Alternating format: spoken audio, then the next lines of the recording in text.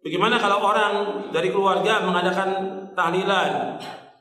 Ya antum berusaha untuk menasihati. Karena tanya kepada mereka, dalilnya ada atau tidak tahlilan itu? Di zaman Nabi SAW, yang pertama meninggal, ya, yang beriman pertama kali kepada Nabi siapa? Yang beriman kepada Nabi pertama kali siapa? Khadijah bintu Khuwailid radhiyallahu anha wa ardhaha, istri Nabi. Yang Nabi paling cintai dari semua istrinya. Meninggal dunia. Nabi ngadakan tahlilan atau tidak? Tidak. Anaknya Nabi meninggal.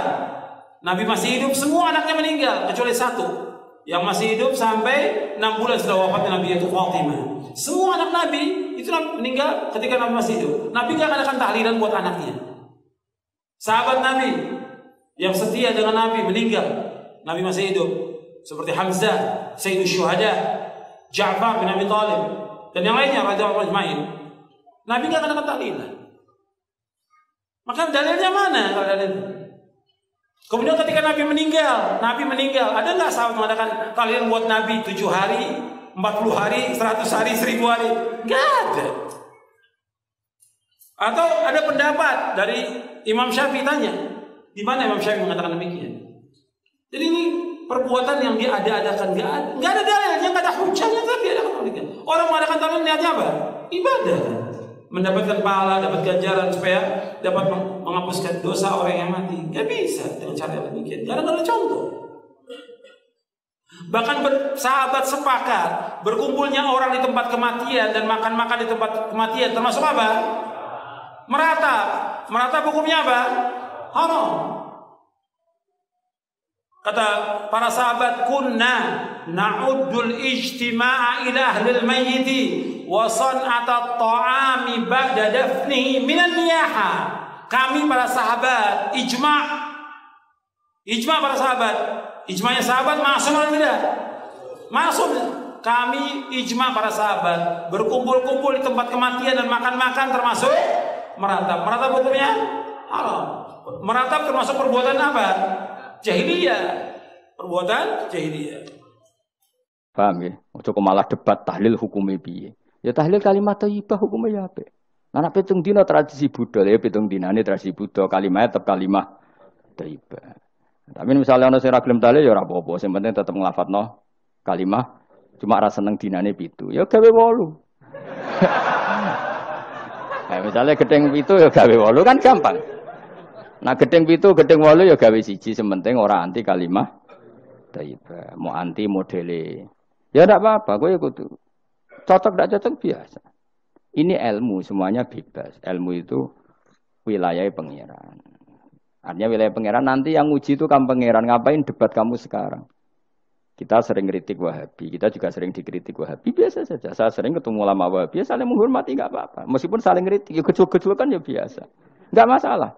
Orang alim mulai dulu kritik-kritikan biasa. Imam Syafi'i sama gurunya sering gejol-gejolkan. Pas atas nama orang alim ya gejol-gejolkan. Dulu itu Mbah Hasyim Asy'ari sering gejol-gejolkan sama Ki Fakih Mas Kumambang, sama-sama orang alim. Ya murid sama guru. Karena ilmu itu memang apa ya? Kayak iya kayak enggak. Nah, yang ilmu absolut pasti sepakat. Misalnya tadi, apa kalimat thayyibah itu selalu baik? Pasti selalu baik. Ya sudah. Lah nanti cara kaifiyah melafatkan itu orang yang bisa berdebat. Baiknya dilafatkan kapan ya? Ya baik terus. Tapi selalu ada pantangan. Misalnya di kamar mandi. Saat jima misalnya. Itu kan pantangan-pantangan secara etika. Apa? Pantangan-pantangan apa? Tapi kalau ilmu sebagai ilmu itu biasa dulu.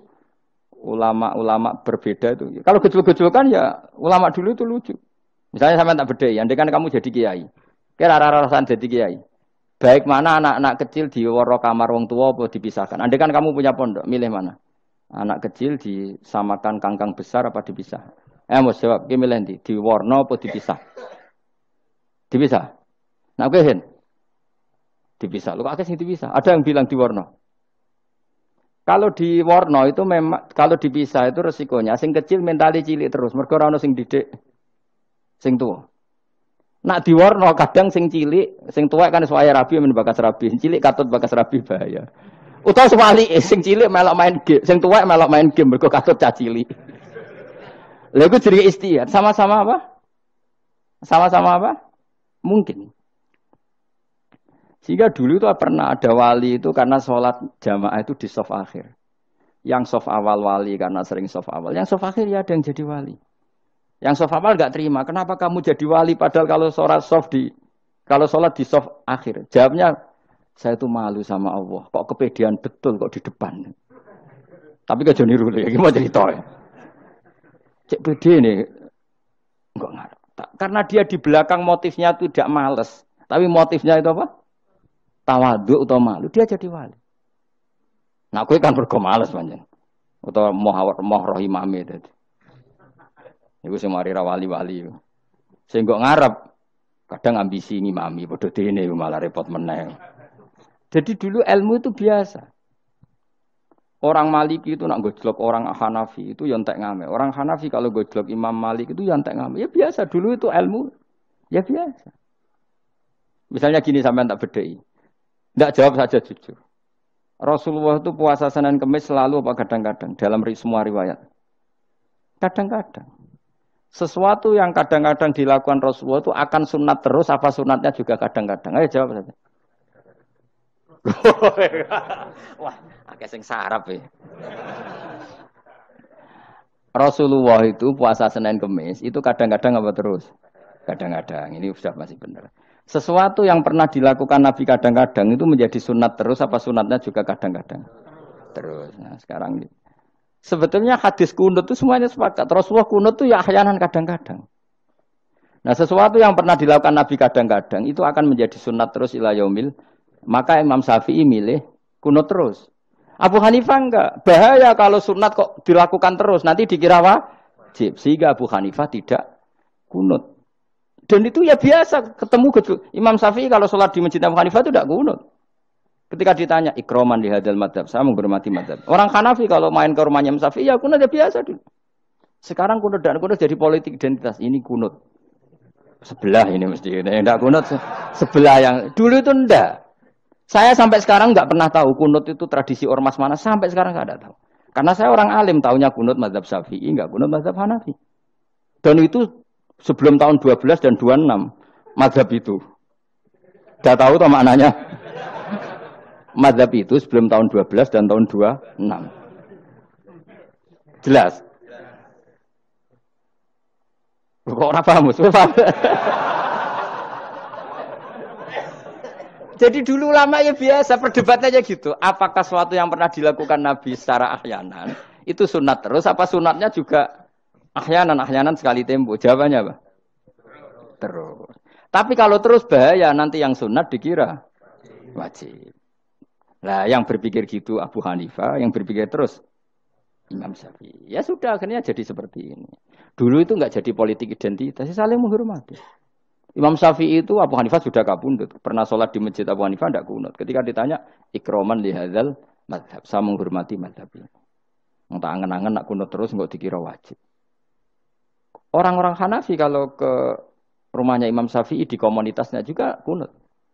Ya sudah biasa dulu seperti itu.